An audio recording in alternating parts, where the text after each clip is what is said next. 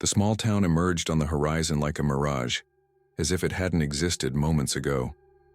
Dim streetlights cast a weak glow over empty roads, and the entire place felt abandoned. The only sign of life was a rundown building with a peeling sign that read, Motel Hollow Creek. The man behind the wheel exhaled with relief. He had lost track of how many hours he'd been driving.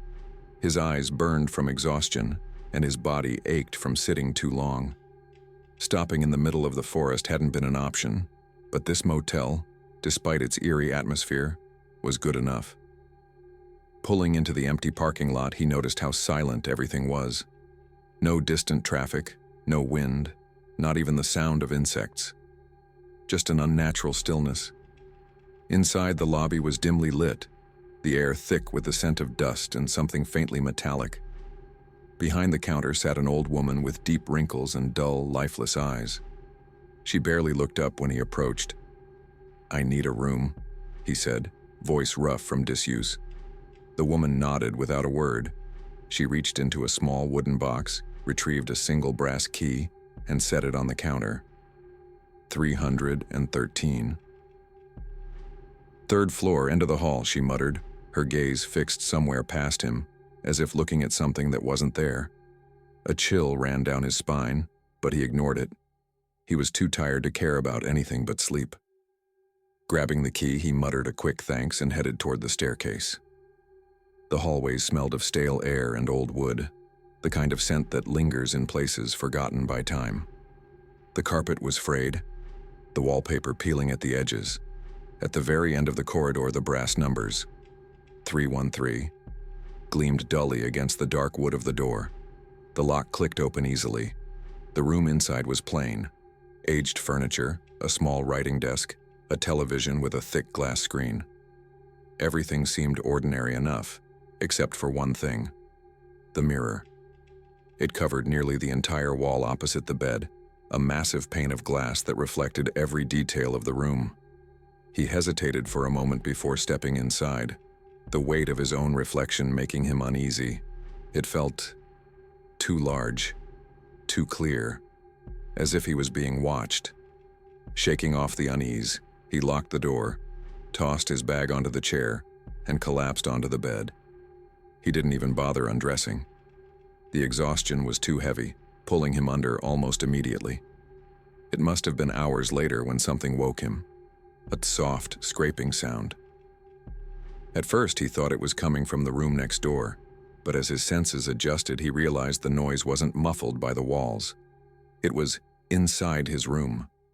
His breath hitched, the sound, slow, deliberate, like nails dragging against wood. Keeping as still as possible, he opened his eyes just enough to scan the room.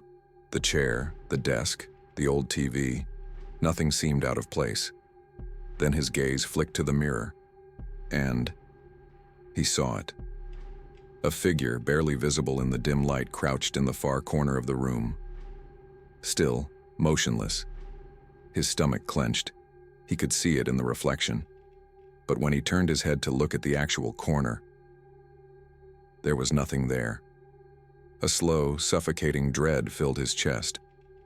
Eyes locked on the mirror, he sat up, his pulse hammering in his ears. The figure remained where it was, unmoving. His own reflection stared back at him, terrified.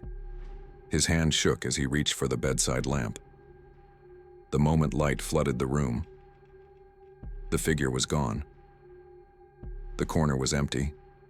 The mirror reflected nothing unusual. His breath came in shallow gasps as he ran a hand over his face. "Just exhaustion," he muttered to himself. "I'm too damn tired." Still, he couldn't shake the feeling that something was wrong. The silence in the room was deafening, and the mirror, despite being empty, felt like it was still watching. The rest of the night passed in restless half-sleep. Every time his eyes drifted shut, the faint echo of that scraping sound seemed to creep back into his ears, just barely out of reach of consciousness. By the time the first pale hints of dawn crept through the curtains, he had already resigned himself to exhaustion. He sat up slowly, his body aching from the tension of the night. The mirror loomed in front of him, reflecting his haggard appearance. Dark circles under his eyes, skin pale and damp with sweat. For a brief moment he swore his reflection lagged just a second behind his movements, but it was just his imagination. It had to be. Shoving the thought aside, he got up, splashed cold water on his face, and tried to shake off the lingering unease. The room felt normal now, as if nothing had happened. The scratches on the wood, the figure in the mirror. It was all just a mix of exhaustion and a bad dream. That's what he told himself anyway. Downstairs, the old woman at the front desk barely acknowledged him as he grabbed a cup of bitter coffee from the lobby. The few guests he saw in the motel looked off. Not quite awake. Not quite present. Their expressions blank, their movements slow and deliberate, like people only half existing. He ignored it. His plan was simple. One more night, just to get some proper rest, and then he'd be back on the road. By evening, a storm had rolled in. The rain hammered against the windows, filling the silence of the empty motel with a dull, relentless rhythm. He tried watching TV to drown out the thoughts creeping at the edges of his mind, but every channel was just static. Even the radio in the room produced nothing but a low, droning hum that made his skin crawl. By midnight, he gave up and climbed back into bed. Sleep came quicker this time, but so did the dreams. He was in the room, but not quite. Everything was darker, the air thick and heavy like water pressing against his lungs. In the dream, he was staring at the mirror, his own reflection watching him back. But something was wrong. His reflection wasn't moving correctly. When he raised his hand, it hesitated before copying him. When he blinked, its eyes remained open. Then, ever so slowly, his reflection began to smile. A wide, unnatural grin, stretching too far across its face. His breath hitched. He wanted to move, to look away, but his body was frozen in place. The reflection took a single slow step forward, then another. And then it stepped out of the mirror. A violent jolt ripped him out of sleep. His heart pounded as he shot upright, gasping for air. The room was dark, the storm still raging outside. But something was different. The mirror. It was empty. His reflection was gone. The silence that followed was suffocating. He sat motionless in bed, his breath coming in short, uneven gasps. The mirror, which should have reflected his trembling figure, showed nothing. Just the empty room.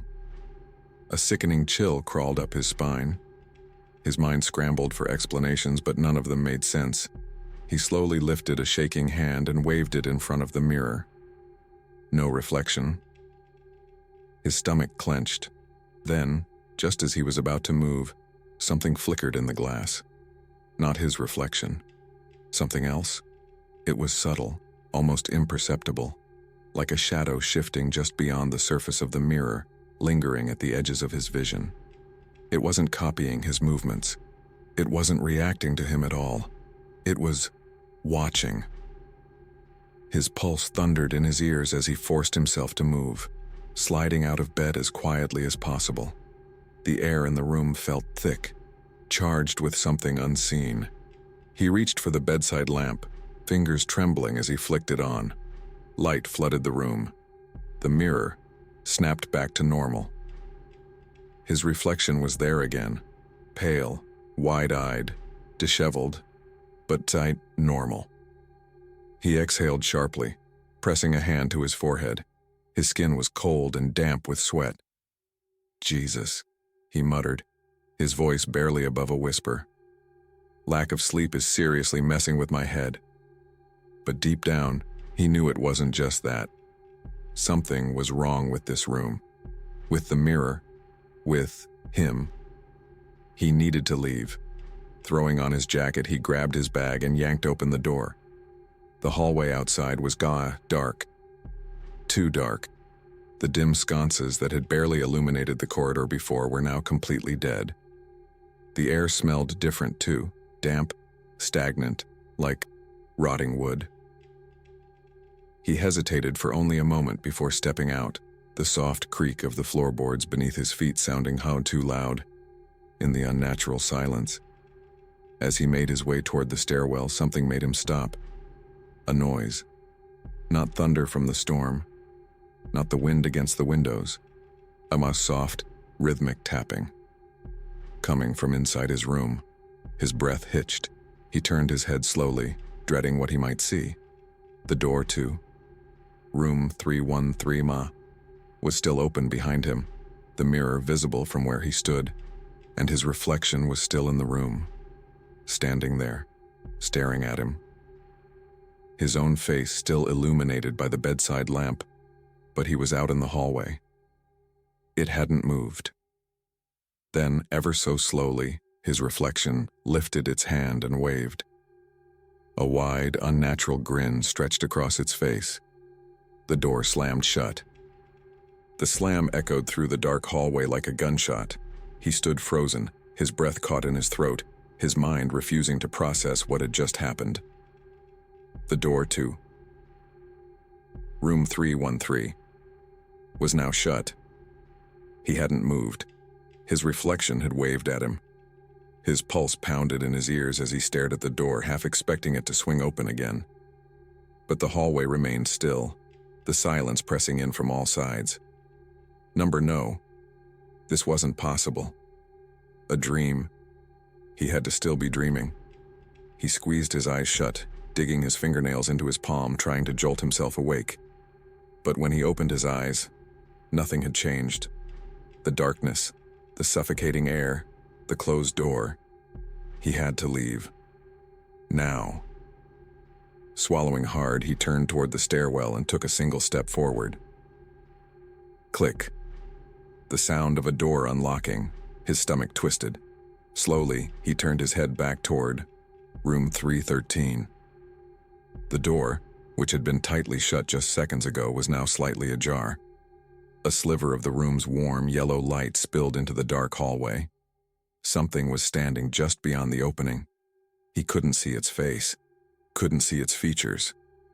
But it was Kanamro there, watching, waiting. The air in his lungs turned to ice. Every instinct in his body screamed at him to run. But his limbs felt numb, heavy, as if the thing inside the room had already sunk invisible fingers into his skin, holding him in place. Then, the door began to open.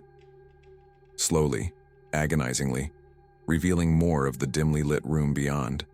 His breath shuddered out of him as he forced himself to move, to break free of whatever unnatural force was keeping him rooted in place.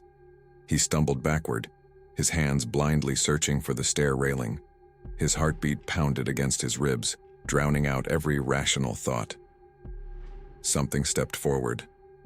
The figure in the doorway was him. Same height, same clothes, same face. But the expression was wrong.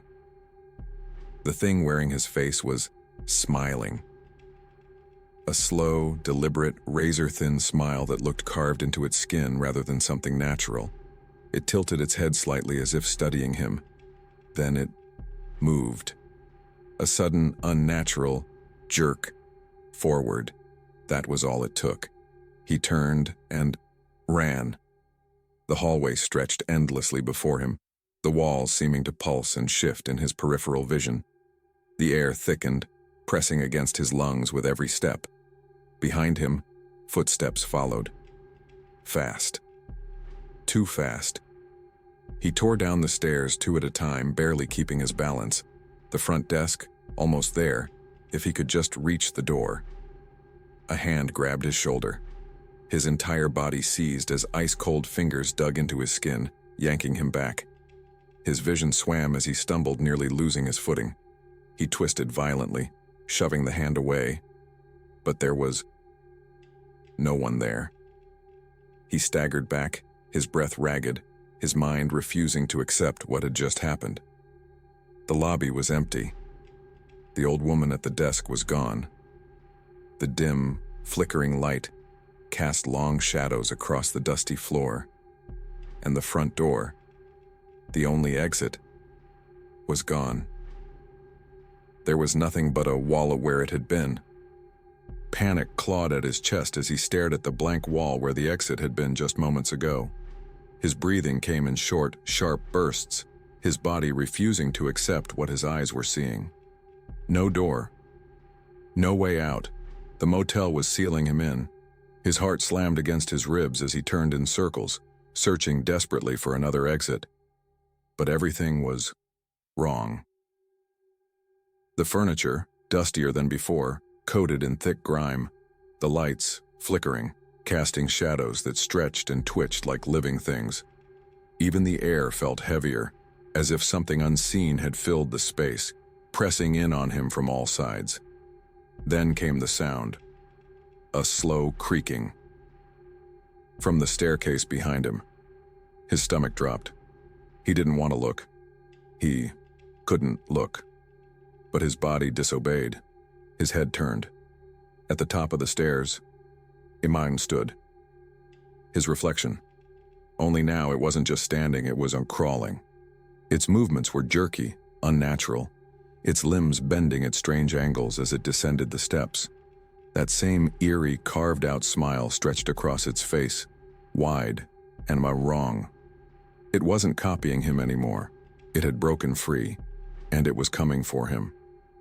A strangled noise caught in his throat as he spun on his heel, running blindly into the motel's darkened corridors. The walls seemed to pulse.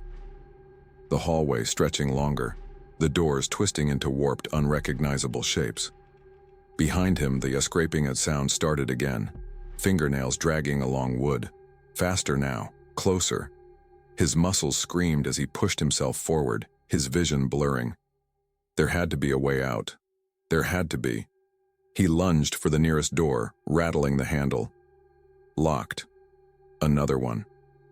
Locked. The sound behind him grew louder. He didn't dare turn around. Finally, at the end of the hall, one door stood slightly ajar. Without thinking, he threw himself inside and slammed it shut behind him. Darkness swallowed him. His breath came in ragged gasps as he pressed his back against the door, bracing for the impact of something slamming into it. But nothing came. Silence. No footsteps. No scraping. No breathing but his own. His hands shook as he fumbled for a light switch, his fingers grazing the cold, peeling wallpaper. The air in the room was thick, damp, wrong. The smell hit him next, like wet earth, decay. Something was in here with him. He wasn't alone. The dim glow of a bedside lamp flickered to life, and then he saw him, the mirror. Not just one. Dozens. Every wall was covered in them, stretching from floor to ceiling, their glass surfaces warped and cracked. They surrounded him, enclosing him in endless reflections. And in every single one, his reflection was missing. A sickening weight settled in his stomach as he stared at the empty mirrors. His reflection should have been there, dozens of them, trapped in the glass like ghosts. But there was nothing. Just the dimly lit room, just him. Or not just him. Something else was here, watching, waiting. The air in the room thickened, pressing against his skin like unseen hands. His breath came shallow, ragged, his pulse hammered, every instinct screamed at him to run. But there was nowhere to go. Then, a ripple, a subtle, unnatural movement in the farthest mirror. He didn't move, didn't blink. One of the mirrors wasn't empty anymore. A figure stood just beyond the glass. It was hard to make out at first, just a vague, shadowed outline. But then slowly it stepped closer, its shape twisting, sharpening into something horribly familiar. It was him. The same face, the same clothes, but not him. Its skin was wrong, slightly off color like something long dead and preserved. Its eyes, dark, hollow pits, locked onto his, and that smile, that awful, jagged smile. The thing inside the mirror tilted its head, and then it reached out. The surface of the mirror rippled like water, and as its hand pushed through, Fingertips, then a palm, then an entire arm, pale and wrong, stretching out toward him, moving with slow, deliberate intent. He stumbled backward, his body slamming into another mirror behind him. The glass was cold against his skin, solid, unyielding. But the mirror in front of him, it was opening. The thing inside was crawling through. Its other hand emerged, pressing against the floor, nails scraping against the wood as it pulled itself further out. Then came the face, that terrible, distorted version of him, smiling, stretching, its mouth parting wider, impossibly wide, revealing a void of blackness beyond human comprehension. A strangled noise clawed its way up his throat. He turned, blindly grabbing at the door handle, twisting it, hard. Locked. He slammed his fist against it, yanked harder. Behind him, the cute thing moved faster, a wet, sickening sound. As its body pulled free of the mirror, joints cracking unnaturally as it unfolded. His breath hitched. It was standing now. It took a slow, deliberate step forward, then another. A deep, rattling exhale left its lips. His lips. His own voice, twisted and broken, echoed back at him. "You don't belong here." The words sent a bolt of pure terror through his veins. The lights flickered. The air rippled. Like reality itself was coming apart. The mirrors around him began to distort, their surfaces warping, melting. And then, they shattered. A deafening explosion of glass filled the room. Razor-sharp shards flew in every direction, catching the dim light as they spun through the air. He ducked, shielding his face, feeling the sting of tiny cuts along his arms. When he dared to open his eyes, the room was gone. The motel was gone. Everything was gone. He was standing in bar blackness. A void, endless and vast, stretching in every direction. And the only thing in front of him was the mirror. One single, unbroken mirror standing tall in the nothingness. And inside it, staring back at him, was himself. Trapped. His reflection. Raised a hand, and then it turned, walking away, disappearing into a world beyond the glass. He lunged forward, slamming his palms against the mirror. "No, no, let me out." His voice didn't echo, didn't carry. It was swallowed by the emptiness. The last thing he saw was his own vacant reflection, fading into the distance, leaving him behind. Then the mirror went dark, and he was alone. Silence. An all-consuming, crushing silence. He stood motionless, his fingers still pressed against the cold glass of the mirror. But there was nothing on the other side now. No reflection, no distorted smile, no sign of the thing that had stolen his face and walked away. Just darkness, thick, endless, suffocating. His chest rose and fell in quick, shallow breaths. He turned slowly, hoping, praying, that there was something behind him. A door, a wall, anything. But there was nothing, just the vast, infinite black void. His heartbeat thundered in his ears. He had to move, had to find a way out. But his body felt like it was sinking, as if the air itself had weight, pressing down on him, dragging him deeper into the nothingness. A whisper, so soft, so close, right against his ear. "How long do you think you'll last?" He spun around. Nobody was there. The darkness seemed to pulse, shift. Something was here. Watching.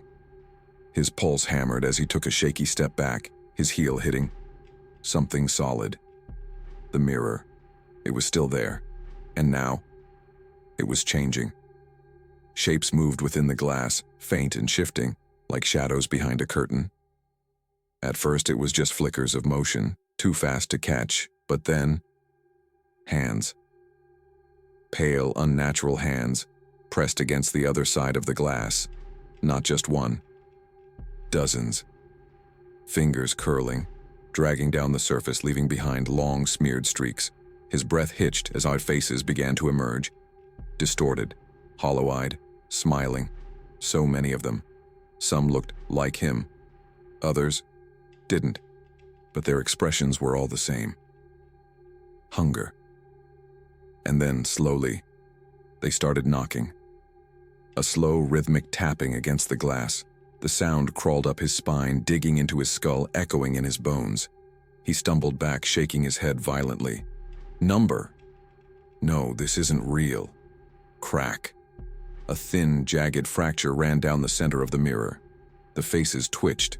The hands pressed harder. The whisper came again, closer now. It's breaking. His chest tightened. The pressure in the air grew unbearable.